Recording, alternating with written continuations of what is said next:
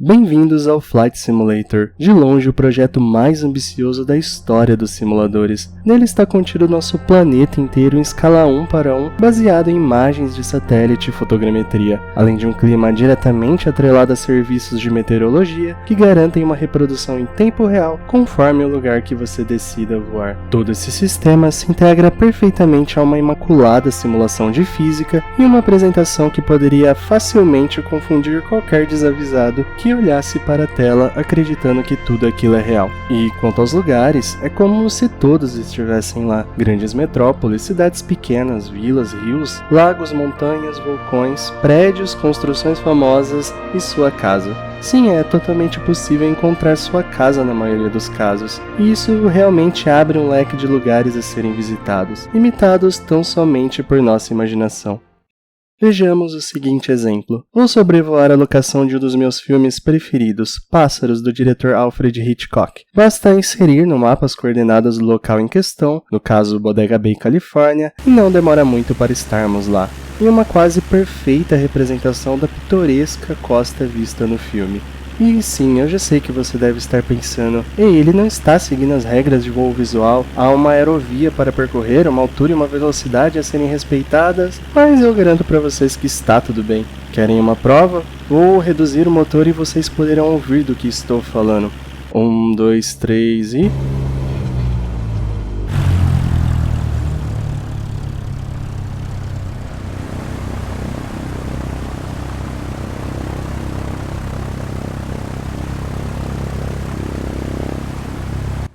Ouviram?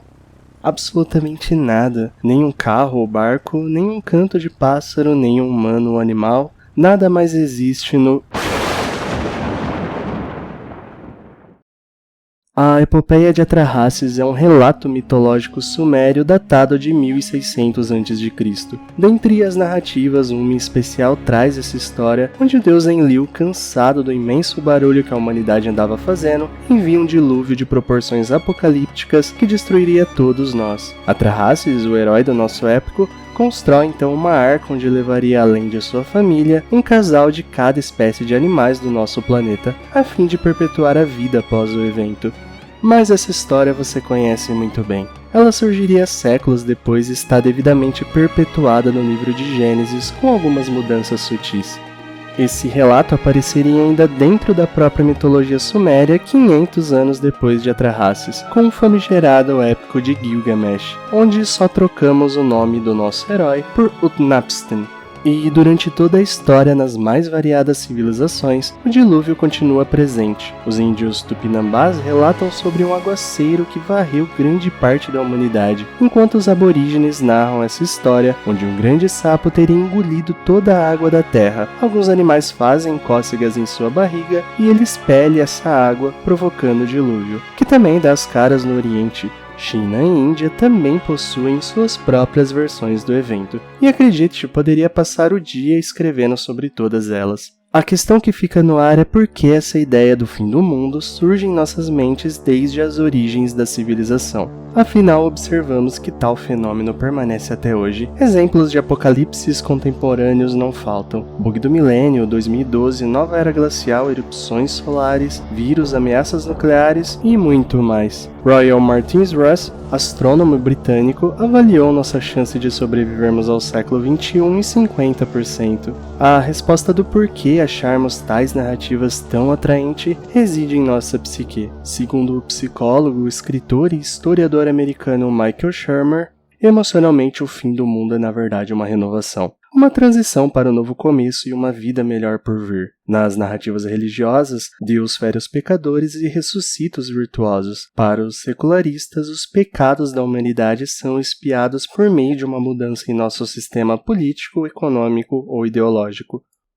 Se nos mitos sumérios o barulho incomodava a divindade, na cultura judaico-cristã o pecado também passou a fazê-lo. Tanto o barulho quanto o pecado são claros símbolos para a degeneração da humanidade, que necessitava ser purgada. E como a água sempre for associada à purificação e renovação, nada como uma grande porção dela para garantir que as coisas voltem ao eixo. E essa mesma premissa permanece atualmente na sociedade secular. A degeneração permeia as diversas instâncias sociais sociais. Guerras, corrupção, fome e esgotamento de recursos naturais, dentre outros, são processos que costumam catalisar a ideia de que uma renovação completa é necessária, e certamente para tanto, precisamos primeiramente de um processo que destrua as bases anteriores.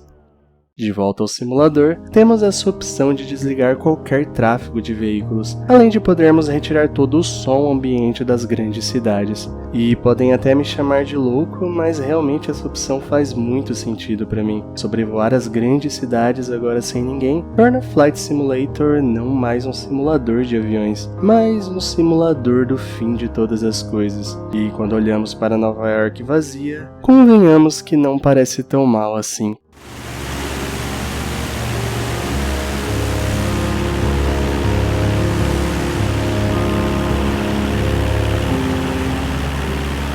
Outro elemento em jogo é nossa própria cognição. Como expliquei no meu vídeo sobre casas assombradas, o medo é um instinto ancestral. Outrora, um farfalhar na grama alta poderia significar um tigre faminto ou ainda somente o vento. Em todo caso, a seleção natural tratou de assumir todos os riscos pertinentes à situação e nos colocar em cautela sempre. Logo damos atenção demasiada aos padrões e seguimos atentos ao menor sinal de ameaça que poderia significar o fim de todas as coisas. Outra resposta plausível para tal questão vem do psicólogo escocês Rob Hanna. A mortalidade é algo difícil de se aceitar, e o fato de que o acaso interfira nas nossas vidas é mais assustador ainda. Quando alguém dá uma data para isso acontecer, isso nos dá um falso senso de segurança. Em outras palavras, é difícil aceitarmos que o mundo perdurará por tanto tempo e no meio desse caminho nós partiremos. Apesar de estranho, é mais reconfortante a nossa psique essa ideia onde um evento cataclísmico terminará com todos nós juntos.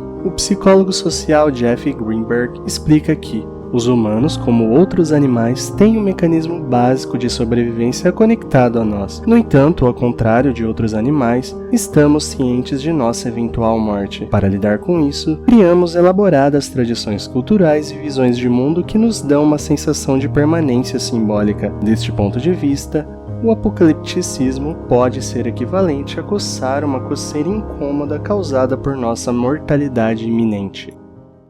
Flight Simulator é sem dúvidas brilhante, seja no primor técnico ao replicar máquinas tão complexas como aviões, ou seja nos inserindo em um mundo que é basicamente uma cópia da realidade em tempo real. É importante dizer ainda que o simulador não possui uma campanha em específico, tampouco um modo história ou algo do gênero, mas ainda assim é perfeito em contar a história do